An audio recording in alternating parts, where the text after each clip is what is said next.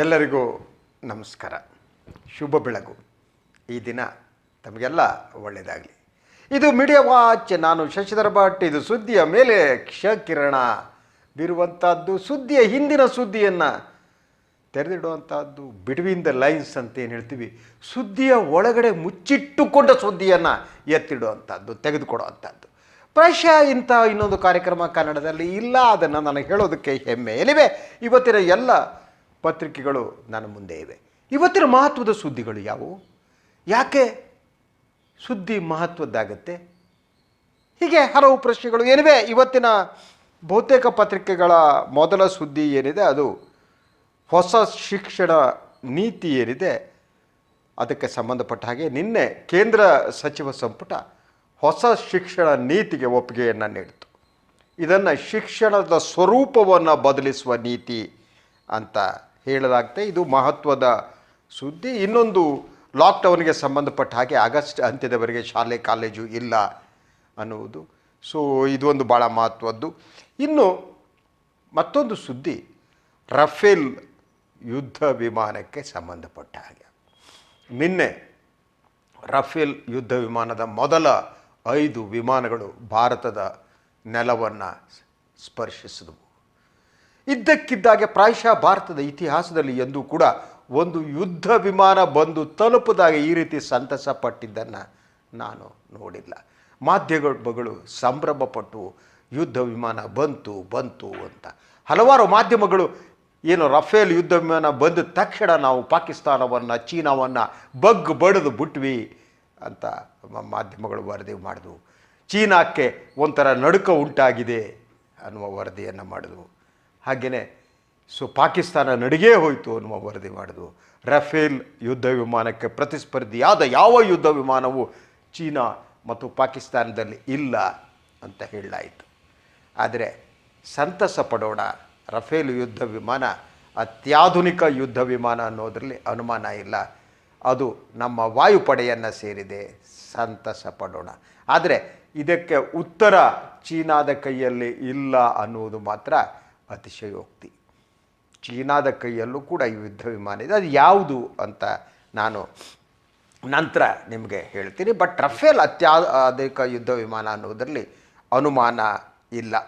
So ನಿನ್ನೆ ಸುಮಾರು 8,500 ಕಿಲೋಮೀಟರ್ನ ಕ್ರಮಿಸಿದ Rafale ಯುದ್ಧ ವಿಮಾನ UAE ಮೂಲಕ, ಫ್ರಾನ್ಸ್ನಿಂದ UAE ಮೂಲಕ ಭಾರತಕ್ಕೆ ಬಂದಿಳಿತು. ಅದಕ್ಕೊಂದು ಬಹಳ ಅತ್ಯದ್ಭುತವಾದ ಸ್ವಾಗತವನ್ನು ನಿನ್ನೆ ಕೋರಲಾಯಿತು. ಸೊ ಅದರ ಜೊತೆಗೆ ಭಾರತ ವಾಯು ಪ್ರದೇಶವನ್ನು ಈ ಯುದ್ಧ ವಿಮಾನ ಪ್ರವೇಶಿಸ್ತಿದ್ದ ಹಾಗೆ ಅದಕ್ಕೆ ಅಕ್ಕಪಕ್ಕದಲ್ಲಿ 2 ಸುಖೋಯ್ ವಿಮಾನಗಳು ಅದಕ್ಕೆ ಒಂದು ರೀತಿ ಗೌರವ ರಕ್ಷೆ ಕೊಟ್ಟ ಹಾಗೆ ಕೊಟ್ಟವು ಈ 5 ವಿಮಾನಗಳಿಗೆ. ಸೊ ಇದಕ್ಕೆ ವಾಟರ್ ಕ್ಯಾನಾನ್ ಸೆಲ್ಯೂಟ್ ಅಂತಾರೆ. ವಾಟರ್ ಕ್ಯಾನಾನನ್ನು ತಂದಿಟ್ಟು ಅದೊಂದು ವಿಧಾನ. ನೀವು ಇದರಲ್ಲಿ ಭಾಳ ಗೌರವ ಕೊಡೋದು, ವಾಟರ್ ಕ್ಯಾನಾನ್ ಗೌರವವನ್ನು, ಸೆಲ್ಯೂಟನ್ನು ಇದಕ್ಕೆ ಕೊಡಲಾಯಿತು. ಸೊ ಈ ಏನಿದೆ, ಮತ್ತೊಂದು ಮಾಹಿತಿ ಪ್ರಕಾರ ಈ 5 ಯುದ್ಧ ವಿಮಾನಗಳೇನಿವೆ ಇವು ತಕ್ಷಣ ನಾವು ಯಾವುದೇ ಗಡಿಯಲ್ಲಿ ಅದನ್ನ ಡಿಪ್ಲಾಯ್ ಮಾಡ್ತಾ ಇಲ್ಲ ಅನ್ನುವ ವರದಿ ಕೂಡ ಇದೆ. ಇನ್ನು ಕೆಲವು ಕಾಲ ಅದನ್ನು ಡಿಪ್ಲಾಯ್ ಮಾಡೋದಕ್ಕೆ ಕೆಲವು ಅವಧಿ ಬೇಕು ಅನ್ನುವ ಮಾತು ಇದೆ. ಆದರೆ ಇದೆಲ್ಲ ಸಂತಸದ ನಡುವೆ ನಾವು ಕೇಳಿಕೊಳ್ಳಬೇಕಾದ ಪ್ರಶ್ನೆ ಇದೆ. ಅದು ಇದಕ್ಕೆ ಖರೀದಿಗೆ ಸಂಬಂಧಿಸಿದ ನೀಡ್ಲ್ ಆಫ್ ಸಸ್ಪಿಷನ್, ಅದನ್ನು ನಾವು ಮರೆಯೋದಕ್ಕೆ ಸಾಧ್ಯ ಇಲ್ಲ. ಸಂಭ್ರಮ ಪಡೋಣ, ಅತ್ಯಾಧುನಿಕವಾದ ಒಂದು ಯುದ್ಧ ವಿಮಾನ ಸಿಕ್ಕಿದೆ, ಭಾರತದ ರಕ್ಷಣೆ ಆಗ್ತಾ ಇದೆ, ಭಾರತ ಮಾತೆ ರಕ್ಷಣೆ ಮಾಡೋದರಲ್ಲಿ ಈ ಸರ್ಕಾರ ಯಶಸ್ವಿಯಾಗಿದೆ ಅಂತ ನಮ್ಮ ಬೆನ್ನನ್ನು ನಾವು ತಟ್ಕೊಳ್ಬೇಕು. ಅದೇ ಇರುವ ದಾರಿ. ಆದರೆ ಇದರ ಖರೀದಿಯ ಹಿಂದಿರುವ ಕೆಲವು ನಿಗೂಢ ಪ್ರಶ್ನೆಗಳೇನಿವೆ, ಆ ಪ್ರಶ್ನೆಗಳಿಗೆ ಉತ್ತರ ಕೊಡಬೇಕಾದ್ದು ಸರ್ಕಾರದ ಕರ್ತವ್ಯ. ಸರ್ಕಾರ ತಪ್ಪಿಸಿಕೊಂಡು ಹೋಗೋದಕ್ಕಾಗಲ್ಲ. ಸಂಭ್ರಮಗಳಲ್ಲಿ ಮರೆಯಿಸುವುದೇನಿದೆ ಅದು ಇತ್ತೀಚಿನ ವರ್ಷಗಳಲ್ಲಿ ರಾಜಕೀಯ ಪಕ್ಷಗಳ ಒಂದು ಸಂಪ್ರದಾಯವೇ ಆಗಿದೆ. ಒಂದು ಸಂಭ್ರಮ ಪಡ್ತಾ ಜನರನ್ನು ಸಂಭ್ರಮದಲ್ಲಿ ಮುಳುಗಿಸ್ತಾ ಸತ್ಯವನ್ನು ಮರೆಮಾಚುವಂಥದ್ದು. ಈಗ ಮೊದಲನೇದಾಗಿ ಈ ಯುದ್ಧ ವಿಮಾನ ಏನು ರಫೇಲ್ ತಗೊಂಡಿದ್ದೀವಿ, ಆ ಇಡೀ ನಿನ್ನೆ ಒಂದು ಸಂಭ್ರಮದ ವಾತಾವರಣ ಸೃಷ್ಟಿಸಲಾಗಿತ್ತಲ್ಲ, ಅದರ ಹಿಂದೆ ಅದರ ಖರೀದಿಯ ಬಗ್ಗೆ ಇರುವ ನೀಡ್ಲ್ ಆಫ್ ಸಸ್ಪಿಷನ್ ಏನಿದೆ, ಸಂಶಯ ಏನಿದೆ, ಅದರ ಬಗ್ಗೆ ಎಂದಾದರೂ ಸರ್ಕಾರ ಉತ್ತರ ಕೊಡಲೇಬೇಕು. ಆದರೆ ದುರ್ದೈವ ಈ ಬಗ್ಗೆ ಯಾವ ಪ್ರಶ್ನೆ ಕೇಳಿದರೂ ಕೂಡ ಅದಕ್ಕೆ ಉತ್ತರಗಳಿಲ್ಲ ಅಂತ. ಸೊ ಈ ಒಂದು ರಫೇಲ್ ಖರೀದಿಯಲ್ಲಿ ಅವ್ಯವಹಾರ ನಡೆದಿದೆ ಅನ್ನುವ ವರದಿಯನ್ನು ಪ್ರಕಟಿಸಿದ್ದು ದಿ ಹಿಂದೂ ಪತ್ರಿಕೆ. ಸೊ ಈಗ ಹಿಂದೂ ಪತ್ರಿಕೆ ಮೇಲೆ ಭಾಳಷ್ಟು ಜನ BJP ಭಕ್ತರು, ಮೋದಿ ಭಕ್ತರು ತಿರುಗಿ ಬಿದ್ದಿದ್ದಾರೆ. ಬೋಫರ್ಸ್ ಹಗರಣವನ್ನು ಕೂಡ ಇದೇ ಪತ್ರಿಕೆ ಹೊರಗಾಕಿತ್ತು. ಭಾರತೀಯ ನೈಜ ಪತ್ರಿಕೋದ್ಯಮದ, ಪ್ರಾಮಾಣಿಕ ಪತ್ರಿಕೋದ್ಯಮದ ಉಳಿದ ಪತ್ರಿಕೋದ್ಯಮದಲ್ಲಿ ಉಳಿದ ಕೆಲವು ಪತ್ರಿಕೆಗಳಲ್ಲಿ ಹಿಂದೂ ಕೂಡ ಒಂದು. ಭಾಳಷ್ಟು ಪತ್ರಿಕೆಗಳು ಇವತ್ತು ಮಾರಾಟ ಆಗುವುದು. ನಿನ್ನೆ ಅವರ ಒಂದು ಸಂದರ್ಶನವನ್ನು ನಾನು ನೋಡ್ತಾ ಇದ್ದೆ. ಎನ್ ರಾಮ್ ಅವರು, ನಿರ್ದೇಶಕರೇನಿದ್ದಾರೆ, ಅವರು ಮೊದಲ ಸಂಪಾದಕರು, ಈಗ ಅವರು ಕೇವಲ ನಿರ್ದೇಶಕರಾಗಿದ್ದಾರೆ ಹಿಂದೂ ಗ್ರೂಪಂದು. ಅವರ ಸಂದರ್ಶನವೊಂದನ್ನು ನಾನು ಓದ್ತಾ ಇದ್ದೆ ಒಂದು ಪತ್ರಿಕೆಯಲ್ಲಿ. ಅವರು ಕೆಲವು ಮಾತನ್ನು, ಗಮನಾರ್ಹವಾದ ಮಾತನ್ನು ಎನ್ ರಾಮ್ ಹೇಳಿದ್ದಾರೆ. ಒಂದು, ಯಾವಾಗ ರಫೇಲ್ ಹಗರಣದ ಕುರಿತಂತೆ ವರದಿಗಳನ್ನು ಹಿಂದೂ ಪತ್ರಿಕೆ ಪ್ರಕಟಿಸ್ತೋ ತಕ್ಷಣ ಹಿಂದೂಗೆ ಬರ್ತಾ ಇದ್ದಂತಹ ಜಾಹೀರಾತು ವರಮಾನ ಸಂಪೂರ್ಣವಾಗಿ ಕಡಿತಗೊಂಡಿತು ಅಂತ ಅವರು ತುಂಬ ಬೇಸರದಲ್ಲಿ ಒಂದು ಮಾತು ಹೇಳಿದ್ರು. ರಫೇಲ್ ವರದಿಗಾರಿಕೆ ಅವ್ರು ಕೇಳ್ತಾರೆ, ಅವ್ರ ಸಂದರ್ಶಕರು, ರಾಮ್ ಅವರೇ, ರಫೇಲ್ ಏನಿದೆ, ಆ 5 ಯುದ್ಧ ವಿಮಾನಗಳು ಭಾರತಕ್ಕೆ ಬಂದು ಇಳಿದಿವೆ, ಇದರ ಹಿಂದೆ ಭ್ರಷ್ಟಾಚಾರ ಇದೆ ಅಂತ ಹೋರಾಟ ಮಾಡಿದವರು ನೀವು. ಈಗ ಏನನ್ಸುತ್ತೆ ನಿಮಗೆ? ರಾಮ್ ಹೇಳ್ತಾರೆ, ಎಸ್, ರಫೇಲ್ ಏನಿದೆ ಅದರ ಹಿಂದಿರಬಹುದಾದ ಅವ್ಯವಹಾರ, ಅಕ್ರಮಗಳ ಅಂಶಗಳನ್ನು ನಾವೇನು ಪ್ರಕಟ ಮಾಡಿದ್ವಿ, ಅದಾದ ಮೇಲೆ ನಮಗೆ ಬರ್ತಾ ಇರೋ ಜಾಹೀರಾತು ಸಂಪೂರ್ಣವಾಗಿ ಕಡಿತಗೊಂಡಿತು.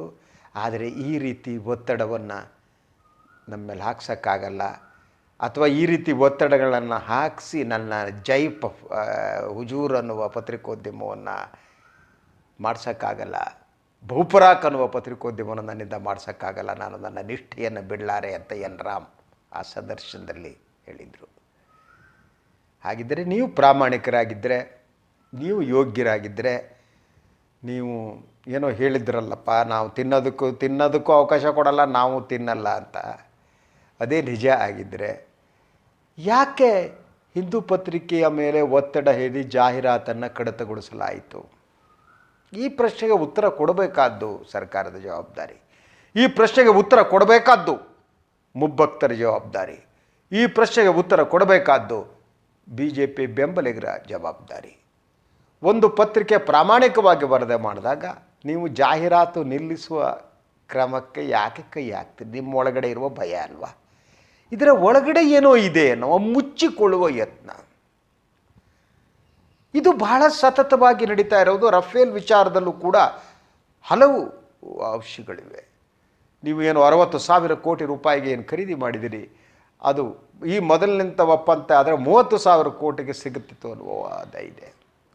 ಸುಳ್ಳು ಸತ್ಯ ಅನ್ನುವುದು ಬೇರೆ. ಸರ್ಕಾರದ ಹತ್ರ, ನಿಮ್ಮ ಹತ್ರ ಇರುವ ದಾಖಲೆಗಳನ್ನು ನೀವು ಯಾಕೆ ಮುಚ್ಚಿಟ್ಟುಕೊಳ್ಳುತ್ತೀರಿ? ಆ ದಾಖಲೆಗಳನ್ನು ಹೊರಗೆ ಹಾಕುವುದಕ್ಕೆ ನಿಮಗೆ ಯಾಕೆ ಭಯ?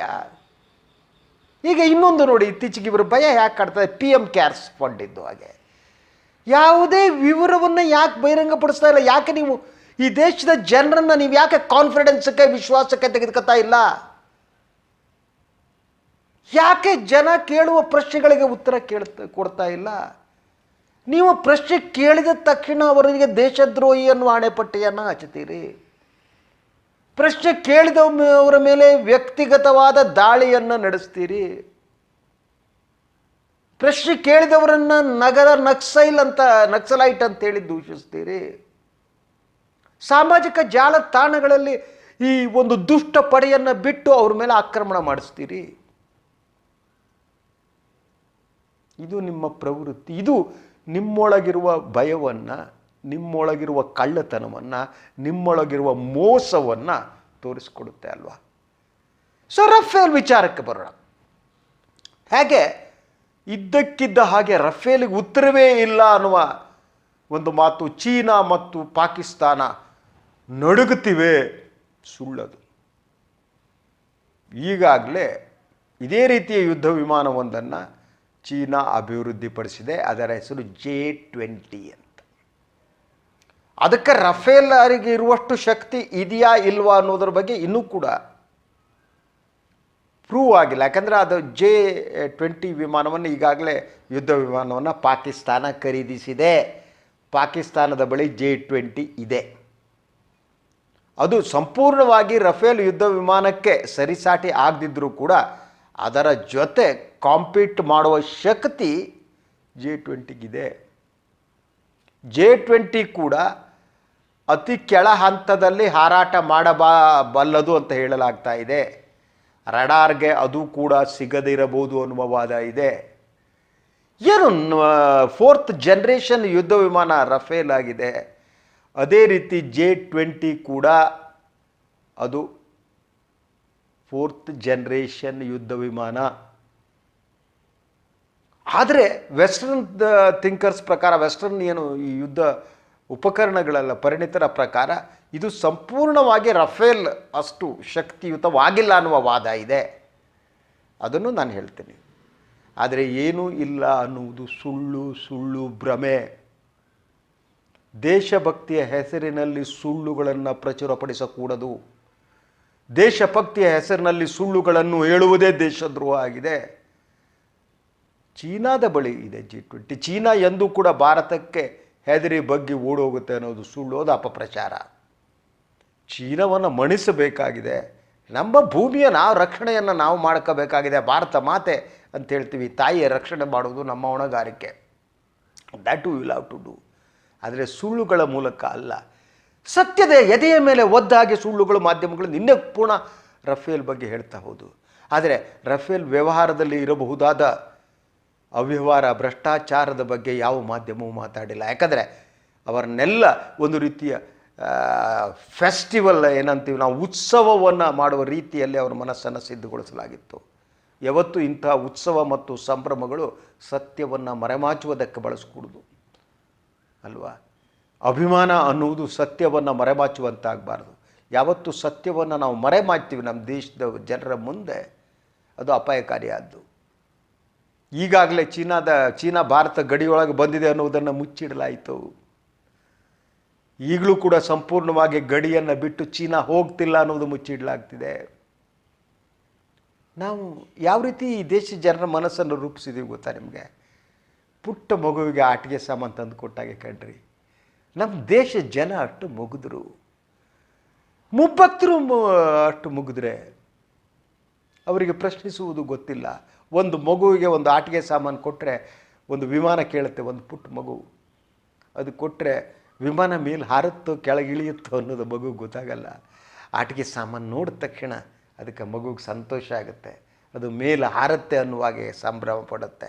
ಆದರೆ ಆಟಿಕೆಯ ತಂದು ಕೊಡೋ ವಿಮಾನ ಇದೆಯಲ್ಲ, ಅದು ಮೇಲೆ ಹಾರಲಾರದು ಅನ್ನುವ ವಾಸ್ತವ ಮಗುವಿಗೂ ತಿಳಿಯುವುದಕ್ಕೆ ಇನ್ನೂ ಸಮಯ ಬೇಕಾಗುತ್ತೆ. ಮಗುವಿನ ಮನಸ್ಸು ಅರಳಬೇಕಾಗತ್ತೆ. ಮಗು ಆಲೋಚನೆ ಮಾಡುವ ಶಕ್ತಿಯನ್ನು ಹೊಂದಬೇಕಾಗತ್ತೆ. ಭಾರತ ಬಹುತೇಕ ಜನ ಈ ಅಭಿಮಾನದಲ್ಲಿ ಸಿಕ್ಕಿಕೊಂಡವರಿದ್ದಾರೆ. ಅವರು ಮೋದಿ ಅಭಿಮಾನ, ದೇಶಾಭಿಮಾನ, ಅಮಿತ್ ಶಾ ಅಭಿಮಾನದಲ್ಲಿ ಅವರು ಮುಳುಗಿ ಹೋಗಿದ್ದಾರೆ. ಅವರಿಗೆ ಸತ್ಯ ಕಾಣ್ತಾ ಇಲ್ಲ, ಸತ್ಯದ ಅರಿವಾಗ್ತಿಲ್ಲ. ಅವರಿಗೆ ಸತ್ಯ ಹೇಳುವವರು ಮೂರ್ಖರಂತೆ ಕಾಣ್ತಾರೆ. ಅದಕ್ಕೆ ನಾನು ಇನ್ನೊಂದು ಕಥೆಯನ್ನು ಹೇಳಿದ್ದೆ. ಅದು ರಾಜರ ಕಾಲದ ಕತೆ. ಒಬ್ಬ ರಾಜ ಇದ್ದಂತೆ ಒಂದು ದೇಶದಲ್ಲಿ. ಆ ರಾಜನಿಗೆ ಒಂದು ಸಲ ದೇಶದ ಹುಚ್ಚಾಸ್ಪತ್ರೆ ನೋಡಬೇಕು ಅಂತ ಆಸೆ ಆಯ್ತಂತೆ. ರಾಜ ತನ್ನ ಮಂತ್ರಿ ಹತ್ರ ಹೇಳ್ದ, ನನಗೆ ಹುಚ್ಚಾಸ್ಪತ್ರೆ ನೋಡಬೇಕು ಅಂತ. ಸರಿ, ಮಂತ್ರಿಗಳು ಹೇಳಿದ್ರು ಬನ್ನಿ ಹೋಗೋಣ ಅಂತ. ರಾಜರ ಮೆರವಣಿಗೆ ಹೊರಡ್ತು ಹುಚ್ಚಾಸ್ಪತ್ರೆಗೆ. ಹುಚ್ಚಾಸ್ಪತ್ರೆ ಹೋದ ತಕ್ಷಣ ಏನು ಎಂಟ್ರಿ ತಗೊಂಡ್ರಲ್ಲ, ಆವಾಗ ಜೈಕಾರ ಕೇಳಿ ಬಂತಂತೆ. ಎಲ್ಲೆಡೆಗೆ ಜಯ ಜಯ ಜಯ, ಮಹಾರಾಜರಿಗೆ ಜಯವಾಗಲಿ, ಮಹಾರಾಜರಿಗೆ ಬೋಪರಾಕ್, ಮಹಾರಾಜರು. ಈಗ ಗೊತ್ತಲ್ಲ, ಬಟ್ಟಂಗಿಗಳು ಹೊಗಳೋದು ಇರುತ್ತೆ. ವೀರಾದಿ ವೀರ ಶೂರಾದಿರು ಮೂರು ಲೋಕದ ಗಂಡ ಬಂಡ ಜಯ ಜಯ ಅಂತ ಹೇಳ್ತಾರಲ್ವ. ಕೆಲವೊಮ್ಮೆ ಅದು ಜೈಕಾರದಲ್ಲಿ ಪ್ರಾಸಗಳು ಬಂದ್ಬಿಟ್ಟು ಅದು ಅರ್ಥನೇ ಕಾಕೊಂಡ್ರೆ ತಗೊಂಡು ಜೈಕಾರ, ಅದು ಮಹಾರಾಜರಿಗೆ ಹೊಗಳ ಅಂತ ಬಿಡಿ. ಆ ರೀತಿ ಹೊಗಳ್ತಾ ಇದ್ದರಂತೆ. ಮಹಾರಾಜಿಗೆ ಭಾಳ ಸಂತೋಷ ಆಯಿತು ಹುಚ್ಚಾಸ್ಪತ್ರೆಯಲ್ಲಿ. ಮುಂದೆ ಹೋದರೆ 3 ಜನ ಮಾತ್ರ ಜಯಕಾರ ಹೇಳ್ತಿರ್ಲಿಲ್ವಂತೆ. ಸೊ ಮಹಾರಾಜ ಕೇಳಿದೆ, ಏನು ಎಲ್ಲರೂ ನನಗೆ ಜಯಕಾರ ಹೇಳ್ತಿದ್ದಾರೆ, ಈ 3 ಜನ ಮಾತ್ರ ಹೇಳ್ತಾ ಇಲ್ವಲ್ಲಪ್ಪ ಅಂತ. ಆಗ ಆ ಹುಚ್ಚಾಸ್ಪತ್ರೆ ನೋಡ್ಕೊಂಡು ಹೇಳಿದಂತೆ, ಕ್ಷಮಿಸಿ ಮಹಾರಾಜರೇ, ದಯವಿಟ್ಟು ಕ್ಷಮಿಸಿ, ಆ 3 ಹುಚ್ಚು ಬಿಟ್ಟಿದೆ, ಅವ್ರನ್ನ ಹೊರಗೆ ಕಳಿಸ್ಬೇಕಾಗಿತ್ತು, ಇವತ್ತು ಕಳಿಸೋಣ ಅನ್ನೋದಕ್ಕಿಂತ ಮೊದಲು ನೀವು ಬಂದುಬಿಟ್ರಿ, ಆದ್ದರಿಂದ ಅವರು ಇಲ್ಲಿದ್ದಾರೆ, ಹುಚ್ಚು ಬಿಟ್ಟಿರೋದ್ರಿಂದ ಅವ್ರು ಜಯಕಾರ ಹೇಳ್ತಿಲ್ಲ ಅಂತ. ಇದು ಭಾರತದ ಇಂದಿನ ಒಂದು ಸ್ಥಿತಿಗೆ ಒಂಥರ ನೈಜ ಉದಾಹರಣೆ ಅಂತ ಹೇಳಿಸುತ್ತೆ. ನಿಮಗೆ ಬಹುಪರ ಕೇಳಿದರೆ ಮಾತ್ರ ಬೆಲೆ ಅನ್ನುವ ಸ್ಥಿತಿ ಇವತ್ತು ನಿರ್ಮಾಣ ಆಗಿದೆ. ಸೊ ಸತ್ಯದ ಎದೆಯ ಮೇಲೆ ಒದ್ದ ಹಾಗೆ ಸುಳ್ಳುಗಳನ್ನು ಪ್ರಚುರಪಡಿಸಲಾಗ್ತಾ ಇದೆ. ಸುಳ್ಳನ್ನೇ ಸತ್ಯ ಅಂತ ಹೇಳಲಾಗ್ತಾ ಇದೆ. ಅಭಿಮಾನ, ದೇಶಾಭಿಮಾನದ ಹೆಸರಿನಲ್ಲಿ ಏನನ್ನೂ ಪ್ರಶ್ನಿಸದಿರುವ ಮನಸ್ಸುಗಳನ್ನು ರೂಪಿಸಲಾಗ್ತಾ ಇದೆ. ಪ್ರಶ್ನಿಸುವವರಿಗೆಲ್ಲ ಹಣೆಪಟ್ಟಿ ಹಚ್ಚಲಾಗ್ತಾ ಇದೆ. ಎಲ್ಲರನ್ನೂ ಕೂಡ ಅಭಿಮಾನಿಗಳನ್ನಾಗಿ ಮಾಡ್ತಾ ಇದೆ. ನನಗೆ ಈ ಅಭಿಮಾನ ಅನ್ನೋದ್ರ ಬಗ್ಗೆ ನನಗೆ ಆಕ್ಷೇಪ ಇದೆ. ನಾನು ಇಂಥವರ ಅಭಿಮಾನಿ ಅಂದ ತಕ್ಷಣ ಅದು ನಮ್ಮ ಆಲೋಚನೆಯ ಮೇಲೆ ಪ್ರಭಾವವನ್ನು ಬೀರುತ್ತೆ, ನಮ್ಮ ಕ್ಲೋಸ್ ಮೈಂಡ್ ಮಾಡುತ್ತೆ. ಅದು ನಮ್ಮ ಮನಸ್ಸುಗಳನ್ನು ಯಾವತ್ತೂ ಕೂಡ ನೀವು ಯಾವ ವ್ಯಕ್ತಿಯೂ ಕೂಡ ಯಾರ ಅಭಿಮಾನಿಯೂ ಆಗಕೂಡದು, ಅವನ ಅಭಿಮಾನಿಯಾಗಿರಬೇಕು. ಅಭಿಮಾನ ಅನ್ನುವುದೇ ಆಲೋಚನೆಯನ್ನು ಕೊಂದುಬಿಡುತ್ತೆ. ಯಾರ ಅಭಿಮಾನಿಗಳು ಆಗಬೇಡಿ ನೀವು. ನಂಬಿಕೆ ಇರಲಿ, ಪ್ರೀತಿ ಇರಲಿ. ಪ್ರೀತಿ, ನಂಬಿಕೆ ಅನ್ನುವುದು ಬೇರೆ, ಅಭಿಮಾನ ಅನ್ನುವುದು ಬೇರೆ. ಅಭಿಮಾನಿ ಅನ್ನುವವರೇ ಈ ದೇಶದಲ್ಲಿ ಏನೇನು ನಡೆಸಿದ್ದಾರೆ ಅಂತ ಗೊತ್ತಾ? ರಾಜಕಾರಣಿಗಳ ಅಭಿಮಾನಿಗಳು ತುಂಬೋಗಿದ್ದಾರೆ, ಸಿನಿಮಾ ನಟರ ಅಭಿಮಾನಿಗಳಿಂದ ತುಂಬೋಗ್ಬಿಟ್ಟಿದ್ದಾರೆ. ಈ ದೇಶ ಜನ ಬಹುಬೇಗ ಯಾರೊಬ್ಬರ ಅಭಿಮಾನಿ ಆಗಿಬಿಡ್ತಾರೆ. ಪ್ರಶ್ನಿಸುವಂಥ ಮನಸ್ಥಿತಿನೇ ಅವರಿಗಿಲ್ಲ. ಅವರು ಒಂದು ರೀತಿಯ ಈ ಮೋಹಕ್ಕೆ ಒಳಗಾಗ್ಬಿಡ್ತಾರೆ. ಯಾವಾಗ ಅಭಿಮಾನಿ ಆಗ್ತಾರೆ, ಯಾರ ಬಗ್ಗೆ ಅವರಿಗೆ ಅಭಿಮಾನ ಇರುತ್ತೋ ಅವ್ರು ಮಾಡಿದ್ದೆಲ್ಲ ಸತ್ಯ ಅಂತ ಅವ್ರಿಗೆ ಅನ್ಸೋಕ್ಕೆ ಪ್ರಾರಂಭ ಆಗಿಬಿಡುತ್ತೆ. ಇದು ಅಪಾಯಕಾರಿಯಾದ್ದು. ಇಂತಹ ಅಭಿಮಾನದ ಮತ್ತು ದುರಭಿಮಾನದ ವಾತಾವರಣದ ಒಳಗಡೆ ಈ ದೇಶ ಜನ ಸಿಲುಕಿದ್ದಾರೆ. ಆದ್ದರಿಂದ ಒಂದು ಯುದ್ಧ ವಿಮಾನ ಬಂದರೂ ಕೂಡ ನಾವು ಸಂತಸದಿಂದ ಕುಣಿದಾಡುವ ಸ್ಥಿತಿಗೆ ಬಂದಿದ್ದೀವಿ. ಗಾಂಧಿಯ ನಾಡಿನಲ್ಲಿ ಅಹಿಂಸೆ, ಶಾಂತಿಯ ನಾಡಿನಲ್ಲಿ ಹಿಂಸೆ ನಮ್ಮನ್ನು ಸಂತೋಷಕ್ಕೆ ತರುತ್ತೆ. ಹಿಂಸೆಗೆ ಕಾರಣವಾಗುವ ಶಸ್ತ್ರಾಸ್ತ್ರಗಳೇನಿವೆ, ಆ ಶಸ್ತ್ರಾಸ್ತ್ರಗಳು ಬಂದ ತಕ್ಷಣ ನಾವು ಸಂಭ್ರಮದಿಂದ ಕುಣಿದಾಡುವ ಮನಸ್ಥಿತಿಗೆ ಬಂದಿದ್ದೀವಿ. ಆ ಶಸ್ತ್ರಾಸ್ತ್ರಗಳು ಯಾರನ್ನು ಹೊಡೆದಾಕಿದರೆ, ಯಾರನ್ನು ನಾಶಪಡಿಸಿದರೆ ನಾವು ಸಂತೋಷ ಪಡುವ ಸ್ಥಿತಿಗೆ ಬಂದಿದ್ದೀವಿ. ಅಂದರೆ ನಾಶವನ್ನು ಪ್ರೀತಿಸುವ ಒಂದು ವಾತಾವರಣ ಸೃಷ್ಟಿಯಾಗಿದೆ. ನಾವು ನಾಶವನ್ನು ಇಷ್ಟಪಡುವ ಸ್ಥಿತಿಗೆ ಬಂದುಬಿಟ್ಟಿದ್ದೀವಿ. ಆ ಕಾರಣಕ್ಕೆ ನಮಗೆ ಗಾಂಧಿ ಇಷ್ಟನೇ ಆಗಲ್ಲ. ಗಾಂಧಿ ಶಾಂತಿಯನ್ನು, ಪ್ರೀತಿಯನ್ನು ಬೋಧಿಸಿದರು. ಯೇಸು ಒಂದು ಕೆನ್ನೆ ಮೇಲೆ ಹೊಡೆದರೆ ಇನ್ನೊಂದು ಕೆನ್ನೆ ಎತ್ತೋತ್ಸಪ್ಪ ಅಂದ. ನಮಗೆ ಯೇಸುನೂ ಇಷ್ಟ ಆಗಲ್ಲ, ಗಾಂಧಿನೂ ಇಷ್ಟ ಆಗಲ್ಲ. ನಮಗೆ ಶಸ್ತ್ರಾಸ್ತ್ರಗಳನ್ನು ಪ್ರೀತಿಸುವ ಒಂದು ಮನಸ್ಸು ರೂಪುಗೊಂಡಿದೆ. ಯಾವತ್ತೂ ಕೂಡ ಶಸ್ತ್ರಾಸ್ತ್ರ ಅನ್ನೋದಿದೆಯಲ್ಲ, ಅದು ಒಂಥರ ತುರಿಕೆ ಇದ್ದಾಗ. ನಿಮ್ಮ ಕೈಯಲ್ಲಿ ಒಂದು ಅಸ್ತ್ರ ಇದ್ದರೆ ಯಾರಿಗಾರು ಹೊಡಿಬೇಕು ಅಂತ ಅನಿಸುತ್ತೆ, ಯಾರು ಕೊಲ್ಲಬೇಕು ಅನಿಸುತ್ತೆ. ಹಿಂಸೆ ಮತ್ತು ರಕ್ತಪಾತಕ್ಕೆ ಪ್ರಚೋದಿಸುತ್ತೆ ಶಸ್ತ್ರಾಸ್ತ್ರಗಳು. ಇವತ್ತು ಶಸ್ತ್ರಾಸ್ತ್ರಗಳು ಬಂದಾಗ ನಾವು ಸಂತೋಷ ಪಡುವ ಒಂದು ಮನಸ್ಸಿಗೆ ಬಂದಿದ್ದೀವಲ್ಲ, ಅದೇ ಅಪಾಯಕಾರಿಯಾದ್ದು, ಅದೇ ದುಃಖಕರವಾದ್ದು. ಗಾಂಧಿ ಮತ್ತು ಬುದ್ಧರ ನಾಡು ಇವತ್ತು ಗೋಡ್ಸೆ ನಾಡಾಗಿ ಪರಿವರ್ತನೆ ಆಗಿದೆ ಅನ್ನೋದಕ್ಕೆ ಇದೊಂದು ಸೂಚನೆ ಅಷ್ಟೇ. ನಮ್ಮ ಮನಸ್ಸುಗಳು ಭ್ರಷ್ಟವಾಗಿವೆ. ನಮ್ಮ ಮನಸ್ಸುಗಳು ಆಲೋಚನೆ ಮಾಡುವ ಶಕ್ತಿಯನ್ನು ಕಳೆದುಕೊಂಡಿವೆ. ಅಂಥ ಒಂದು ಸ್ಥಿತಿಗೆ ನಾವು ಬಂದು ತಲುಪಿದ್ದೇವೆ. ಇದಕ್ಕೆ ಉತ್ತರ ಏನು ಗೊತ್ತಿಲ್ಲ ನನಗೆ. ಇದಕ್ಕೆ ಪರಿಹಾರ ಏನು ನನಗೆ ಗೊತ್ತಿಲ್ಲ. ಭಾರತ ಮೊದಲಿನ ಶಾಂತಿ, ಸೌಹಾರ್ದತೆ, ಪ್ರೀತಿಯ ದೇಶ ಆಗುತ್ತಾ ಗೊತ್ತಿಲ್ಲ ನನಗೆ. ಆಗಬೇಕಾಗಿದೆ. ಆ ಜವಾಬ್ದಾರಿ ಇವತ್ತಿನ ಎಲ್ಲ ಯೋಜನಾಂಗದ ಮೇಲೆ ಇದೆ ಅಂತ ನಂಬಿದ್ದೇನೆ. ಯಾರು ಅಭಿಮಾನ ಅನ್ನುವ ಹೆಸರಿನಲ್ಲಿ ಉತ್ಸವವನ್ನು ಮಾಡ್ತಾ ಸತ್ಯವನ್ನು ಮರೆತಿದ್ದಾರೆ, ಅವರು ಅದರಿಂದ ಹೊರಗಡೆ ಬರಬೇಕಾಗಿದೆ. ಅವರು ಸತ್ಯ ಯಾವುದು ಅನ್ನುವ ಪ್ರಶ್ನೆಯನ್ನು ಕೇಳ್ಕೋಬೇಕಾಗಿದೆ ಅಂತ ಹೇಳ್ತಾ ಇವತ್ತಿನ ಈ ಮೀಡಿಯಾ ವಾಚ್ ಮುಗಿಸ್ತೀನಿ. ಮತ್ತೆ ಭೇಟಿಯಾಗ್ತೀನಿ ಇನ್ನೊಂದು ವಿಚಾರದವರೆಗೆ. ಎಲ್ಲರಿಗೂ ನಮಸ್ಕಾರ.